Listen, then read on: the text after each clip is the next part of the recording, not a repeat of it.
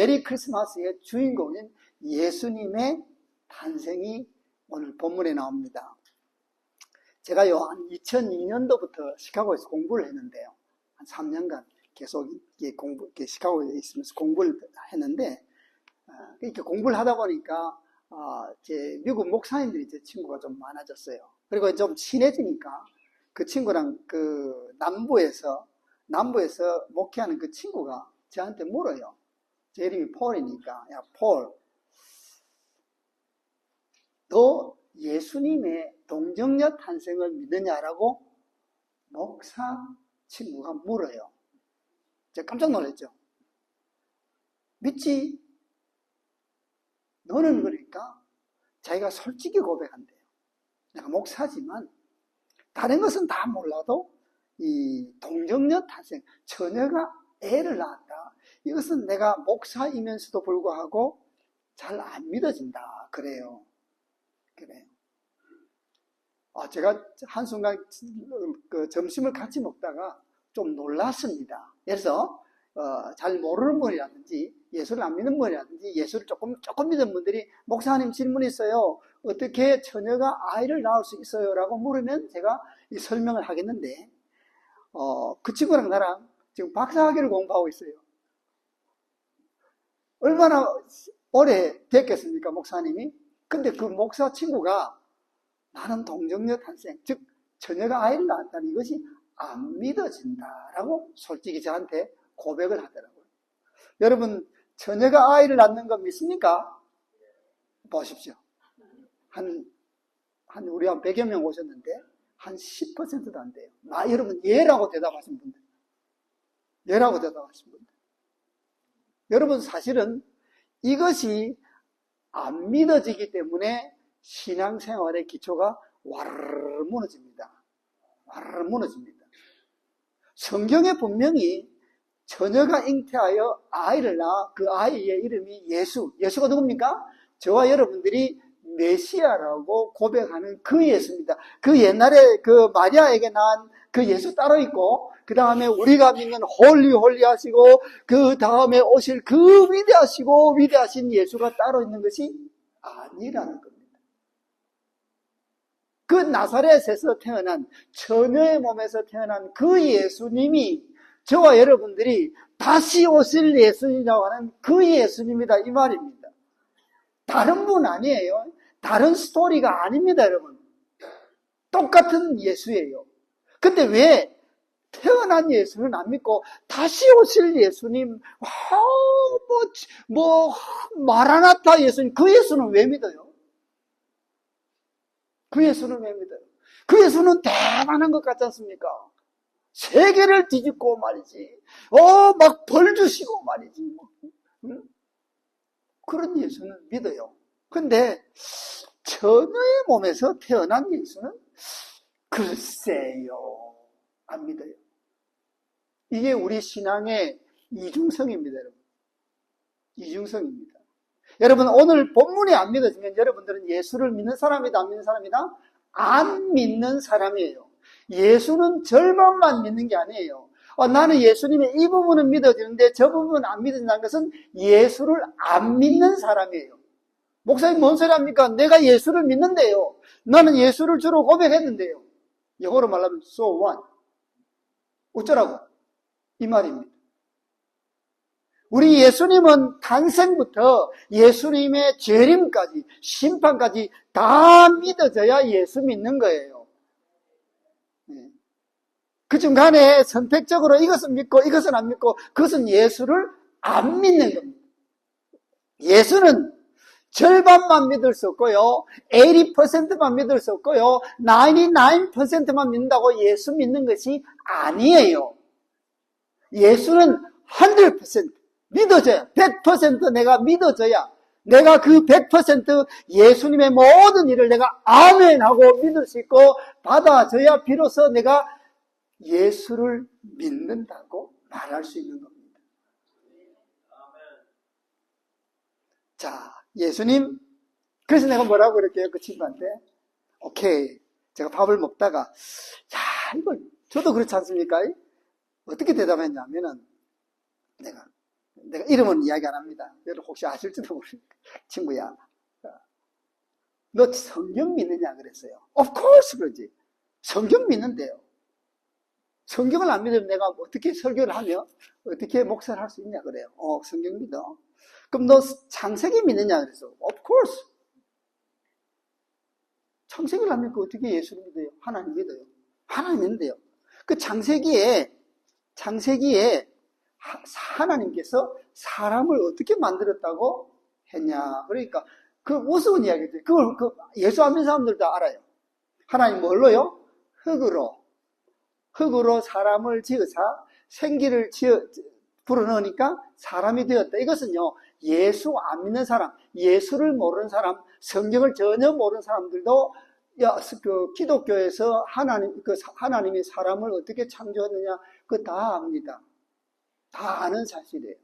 너희가 아느냐? 알지. 너희가 믿느냐? 믿지.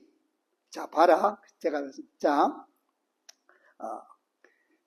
하나님께서 사람 만들 때 nothing이에요. 그죠? 제가 표현한 게 있습니다. nothing에서 사람을 만들었어요. 처음에. 근데 지금 하나님께서 마태복음에는 something에서 만듭니다. 그죠? 그러니까 남자와 여자가 결혼해서 아이를 낳잖아요. 그죠? 자, 남자만 없지 여자는 있어요. 그지?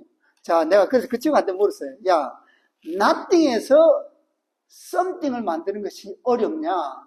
have가 있는데 something을 만드는 것이 어렵냐라고 물었어요. 이렇게 저도 아직도 기억나요. 지금 한 20몇 년 지난 여러 학교 보더라고. 나는 이게 훨씬 더 쉽다. 훨씬 더 쉽다. 그렇잖아요, 여러분. 여러분, 절반의 확률이 있는데, 저는 이제 과학을 전공했습니다. 미생물, 마이크로바이올로지가 제 전공인데요. 저는 과학도입니다. 야, 생각을 해봐라. 절반이 있는데 만드는 것하고 아무것도 없는데 뭘 만들어내라 그러면. 근데 절반이 있는 거 만들어낸 것은, 이건 안 된다 그러고 아무것도 없는데 만들어냈다는 것은 그것은 맞다. 그럼 말이 되냐? 말이 되냐? 그러니까 그 친구가 심각하게 생각을 하더라고요. 둘이서 점심 먹다가. 그 다음에 제가 물어봤습니다. 너 이제는 예수님의 탄생을 믿냐니까? 믿는데요. 왜 믿냐니까? 네가 가르쳐줬냐. 얼마나 기쁜지 모릅니다. 여러분, 사실 이 문제가 우리가 잘 안 믿는 내용입니다. 그래, 여러분, 성경 전체를 볼 때 이것은 영어로 말할게요, 제가요. piece of cake입니다. 하나님 앞에서는. 이건 못하시면 하나님이 맞다, 아니다? 아니지요. 아니지요. 하나님께서 아무것도 없는 상태에서 다 만드셨는데 하나님께서 절반을 만들어 놓고 이것도 못하신다 그러면 저는 그런 하나님은 안 믿어요. 그렇잖아요. 이거는 할 수 있고 저거는 못하시는 하나님. 말이 안 되죠. 이게 제 신앙입니다. 제 신앙의 고백입니다. 여러분, 우리는 누구 앞에서 가서도 동정녀 탄생을 당당하게 이야기할 수 있었습니다. 이걸 어떻게 처녀가 애를 낳아? 그럼 하나님이 말씀으로 천지를 창조한 건 믿어 안 믿어? 하나님이 지구가 있어라 그러면 지구가 있고 태양이 있어. 너 태양 만들 수 있어? 우주 만들 수 있어? 그 만들었다고 성경은 이야기하잖아요. 아무것도 없는 데서 흙으로 사람이 돼서? 말이 돼? 그게 말이 돼? 하나님께서 그렇게 하세요. 우리 하나님은 그런 하나님이야. 그런 하나님께서 이걸 왜 못하시겠냐 이 말입니다. 이 앞부분을 제가 굉장히 강조하는 부분이 여기가 돼야 뒤쪽으로 넘어갈 수 있어요. 여러분 마음속에 이 성탄절에 뭘 해야 되냐면 예수님께서 동정녀의 몸에서 탄생하신 것 내가 이제부터 100% 믿는다는 겁니다. 여기가 안 되면요, 메리 크리스마스 100번 외쳐도 아무 소용 없습니다. 그저 노는 날이다 이 말입니다. 해피 할라데이하고 똑같다 이 말입니다. 메리 크리스마스라고 이야기하는 사람은 동정녀 탄생을 확실하게 분명히 목숨 걸고 믿을 수 있는 사람만이 할 수 있는 인사다 이 말입니다. 여기서 출발하지 않으면 크리스마스란 말 꺼내지도 마세요. 아무 의미 없어요. 아무 의미 없어요. 자, 어머니 마리아와 요셉이 약혼하고 동거하기 전에 뭐로요? 성령으로 잉태되었다. 이 말은 하나님이 역사하셨다. 이 말입니다. 하나님의 계획이고 하나님의 역사라는 겁니다. 왜 여러분 어머니 여자의 몸에서 태어나냐 하면 성경에 그렇게 기록이 되어 있습니다. 남자의 후손이 되면 안 된다 이 말입니다. 여자의 후손이 되어야만 그 여자의 후손을 통해서 모든 인류의 죄가 사하여지기 때문에 하나님의 구원 계획에 의해서 하나님께서 성령으로 잉태하게 하셨다는 겁니다. 어쩌다 보니까 성령으로 잉태된 것이 아니고 하나님의 구원 계획에 이것은 반드시 필요하고 충분해야 됩니다. 이게 안 되면 우리 구원은 허용 가치가 없습니다. 아무 의미가 없다 이 말입니다. 이게 아니고 남자의 후손으로 오셔서 남자와 여자의 결혼한 상태에서 그 인간이 와서 내가 너희들의 죄를 대신해서 죽는다라고 해도 하나님 입장에서는 원인 무효다 이 말입니다. 여러분 오늘날 흔히 말하는 이단들이 와서 이단의 그 교주라는 사람들이 와서 내가 여러분들의 죄를 사하여 주노라 그게 안 믿어지고 못 믿을 이유가 바로 여기 있다 이 말입니다. 그분에게 물어보세요. 그러면 자기가 교주라고 하는 사람 아버지 계세요? 어머니 계세요? 물어보라는 거예요. 만약 그분이 죄를 사할 수 있으면 저도 여러분들의 죄를 사할 수 있습니다. 그렇잖아요.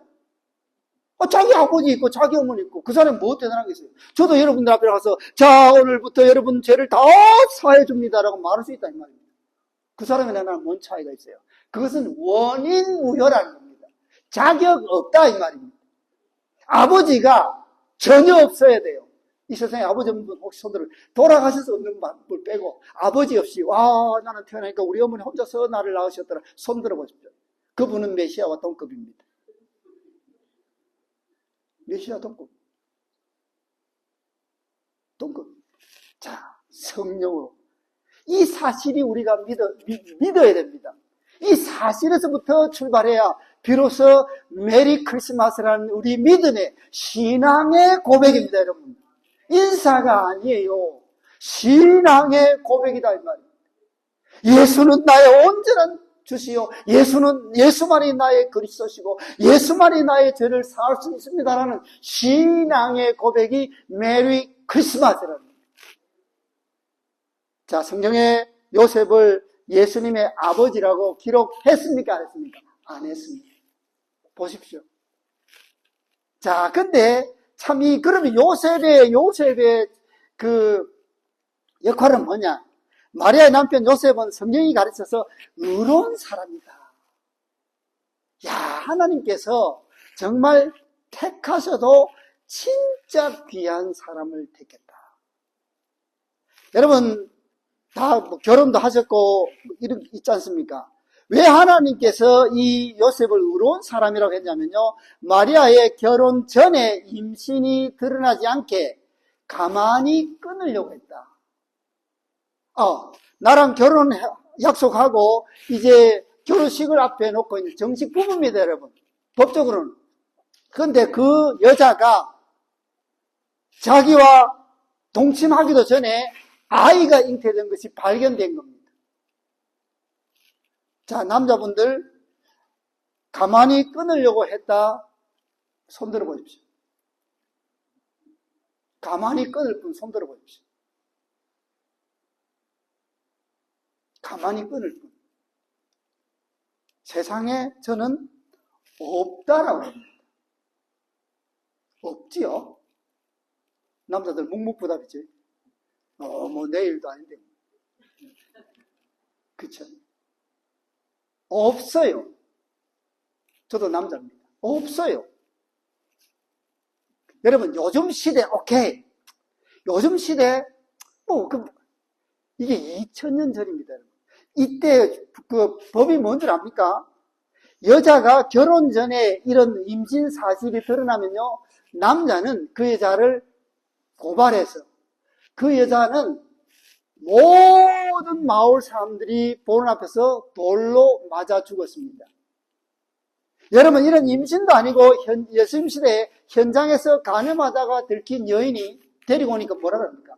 다 돌로 쳐 죽이려고 했습니다. 근데 이것은 여러분 생각해 봅시다. 이거는 증거가 명백하게 있지 않습니까? 명백하게 있잖아요. 뭐 임신이 있었다고 없어지고 그렇습니까? 아니잖아요. 명백한 증거를 자기가 봤어요. 자기 아내 마리아가 돌에 맞아 죽어야 될 명백한 증거를 확보를 했지 않습니까? 이거 자기가 뭐 확보하고 싶어서 확보한 것이 아니고 눈에 보였지 않습니까? 자기가 먼저 돌로 쳐 죽여도 아무런, 그 당시 법이나 관습으로 아무런 잘못이 안 되는 순간입니다. 마리아를 죽일 수 있는 권한이 자기에게 있습니다. 마리아를 죽음에 내몰 수 있는 권한이 자기에게 있습니다. 근데 어쨌다고요?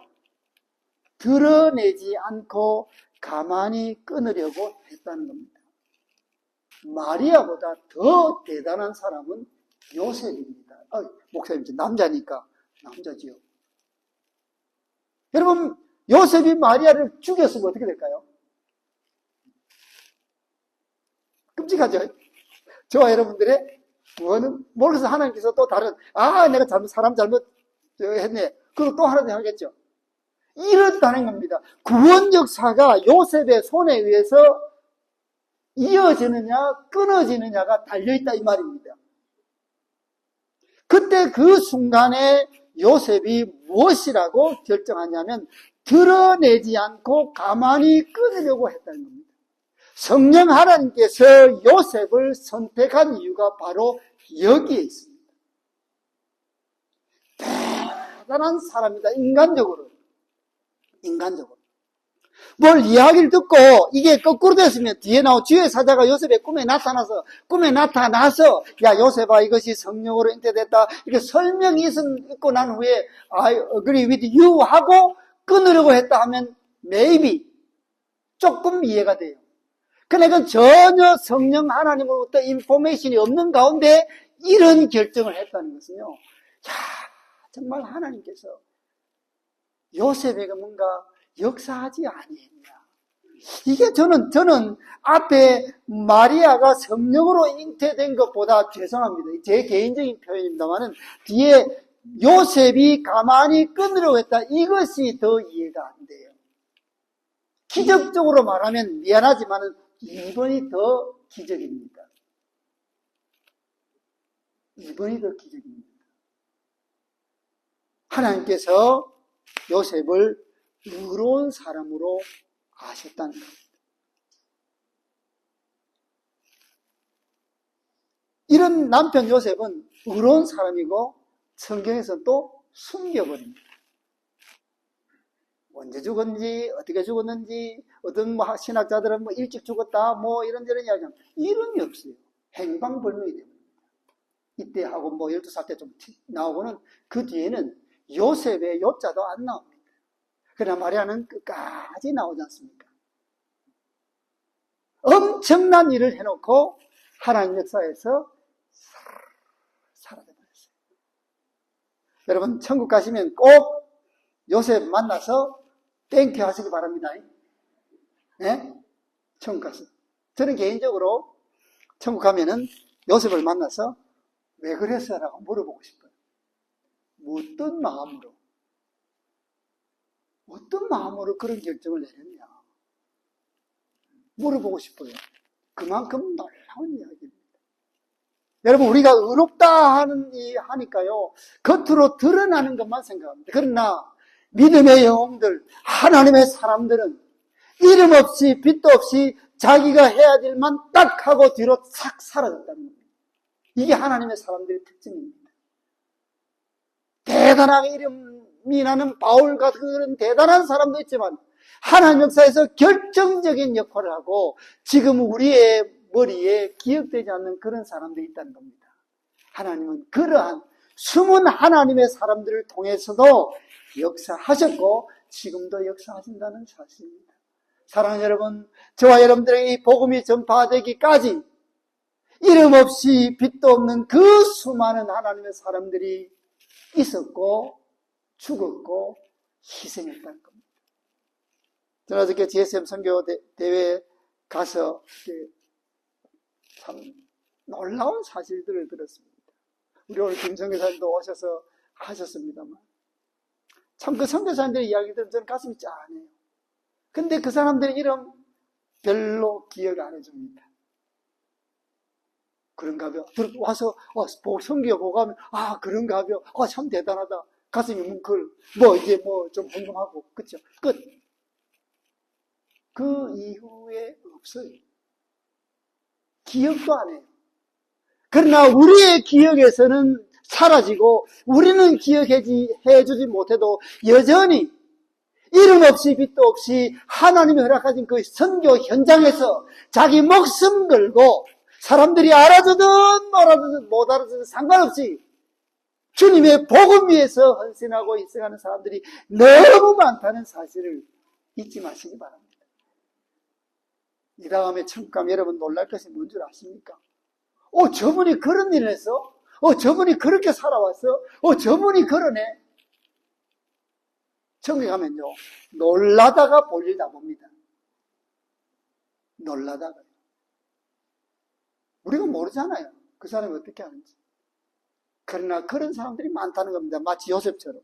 자, 이제 요셉이 가만히 끊고자 하자 드디어 성령께서 개입하십니다. 그러면서 뭐라고 부르십니까? 다윗의 자손 요셉아. 벌써 많이 들었죠? 성경에서 여러분 다윗의 자손이라고 부를 때 어디에 앞에 붙입니까? 다윗의 자손 예수 이렇게 부릅니다. 다윗의 자손 예수여라고 합니다. 비록 요셉이 구세주도 아닙니다. 요셉이 구원사에게 뭔가 역사를 하진 않았습니다. 그러나 하나님께서는 요셉을 구원의 주역으로 불러주었다는 사실입니다. 아멘 안 하시네요.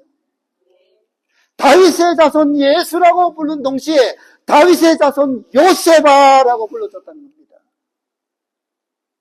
요셉이 우리 죄를 위해서 십자가에 달려 피 흘리지 않았습니다. 요셉이 우리를 위해서 뭔가 기도하지도 않았고요. 요셉이 끝까지 살아서 예수님의 사역을 도와주지도 않았습니다. 그럼에도 불구하고 성경은 그 요셉의 이름이 잠시 사라지지만 성경은 뭐라고 요셉을 기억하냐면 다윗의 자손 요셉아 너도 구원자의 반열에 섰다는 겁니다. 얼마나 영광스러운 호칭인지 모릅니다. 얼마나 그냥 단순히 다윗으로부터 너의 조상이 다윗이었다 그런 의미에서의 다윗의 자손 요셉이 아니라는 겁니다. 감히 우리의 구원자이신 예수 그리스도 앞에만 붙어야 될 그 다윗의 자손이라는 이 칭호가 요셉에게도 붙여졌다. 이 다음에 여러분 천국 가면요 우리를 얼마나 칭찬할지 모릅니다. 참 잘했다 할 때 성경이 주님의 여러분 비유해 보면 너희들 정말 잘했다 그러니까 그 잘했다고 칭찬하는 사람들이 아이고 예수님 그럼요 제가 이런 것도 잘했고 저런 것도 잘했고 그랬습니까? 아니에요. 그 사람들이 뭐라고 하냐면 주님 제가 그런 적이 있었어요? 그렇게 묻습니다. 칭찬받은 사람이 너는 내가 아플 때 찾아봤고 오기 가셨을 때 줬고 굴을 줄일 때 먹였고 벗었을 때 옷 입히고 너 너무너무 잘했다라고 주님 칭찬하니까 주님 제가 그랬어요? 이렇게 물어요. 예, 하나님이 일을 한 사람들이 제가 그랬어요? 마찬가지입니다. 다윗의 자손 요셉 할 때 제가 그렇게 대단해요? 아마 물었을 거예요. 저 아무것도 아니에요.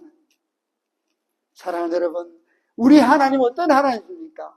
비록 우리가 아주 작은 눈에 띄지도 않는 아무도 알아주지 않는 그 일을 하고 있을지라도 사람들은 몰라줘도 우리 주님은 우리의 희생, 헌신, 눈물, 기도를 보신다는 겁니다. 기억하신다는 겁니다. 아내 데려오기를 무서워하지 말라. 그가 잉태된 것은 성령으로 된 것이다. 성령이다. 그리고 또 중요한 이야기 합니다.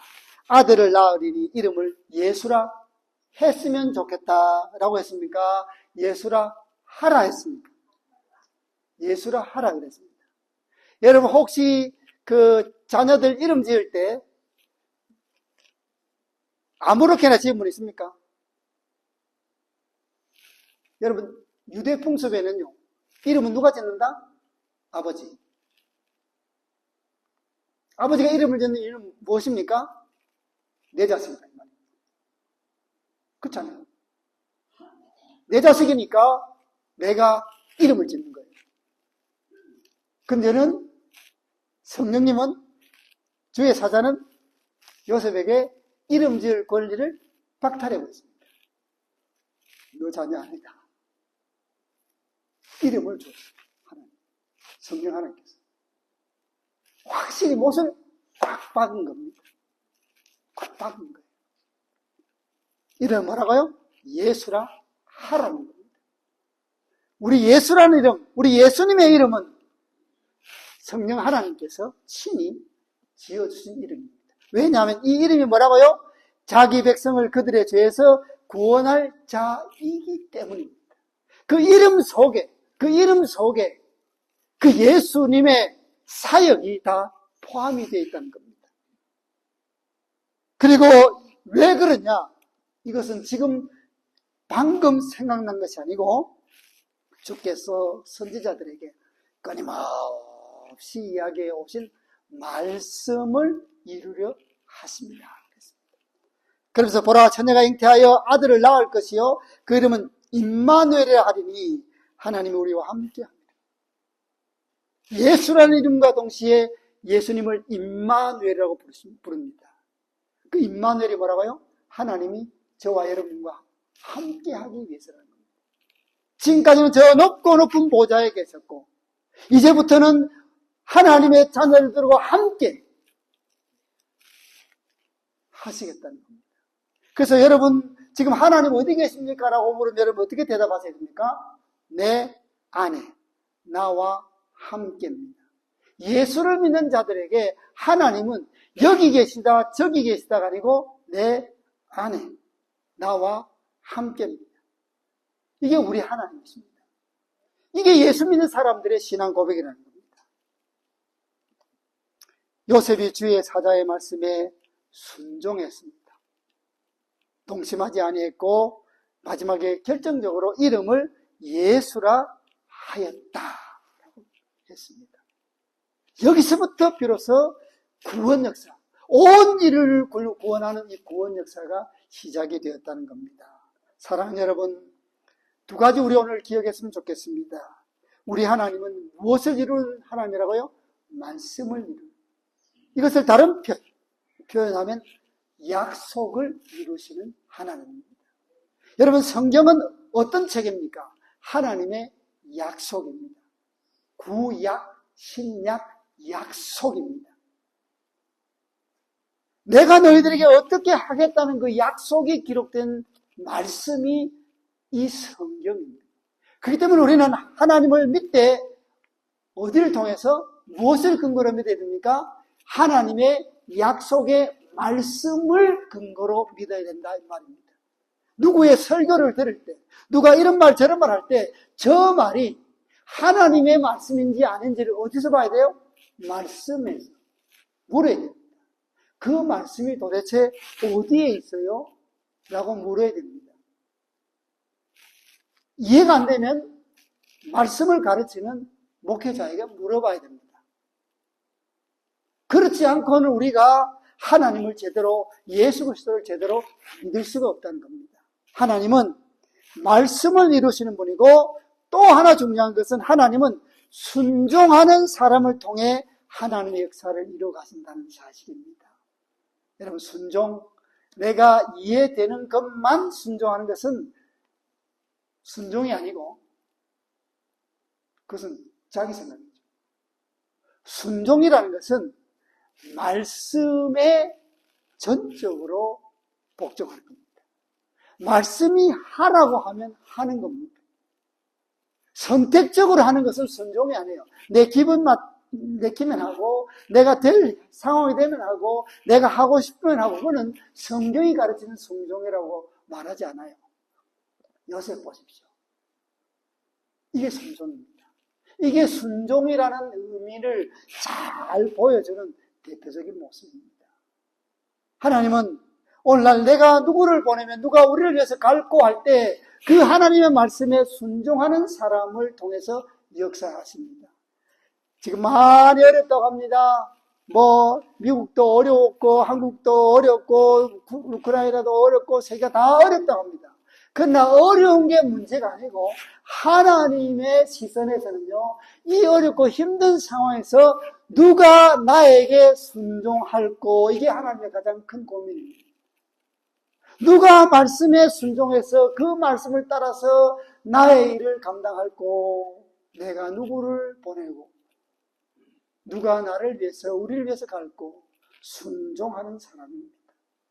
그 하나님의 한 사람의 순종을 통해서 하나님의 이 시대를 뒤집어 버린다는 겁니다. 우리 하나님 넉넉히 그렇게 하실 수 있는 분입니다. 오늘 이 귀한 예수님의 탄생의 이런 소식을 들으면서 하나님은 말씀을 반드시 이루시는 분, 약속하시면 그 약속을 이루시는 분, 그리고 그 하나님은 나같이 부족하고 연약하지만 순종할 때 그 놀라운 역사를 맡기신다는 것을 잊지 마시고 이런 요셉의 길을 우리도 함께 나아갈 수 있기를 간절히 바랍니다.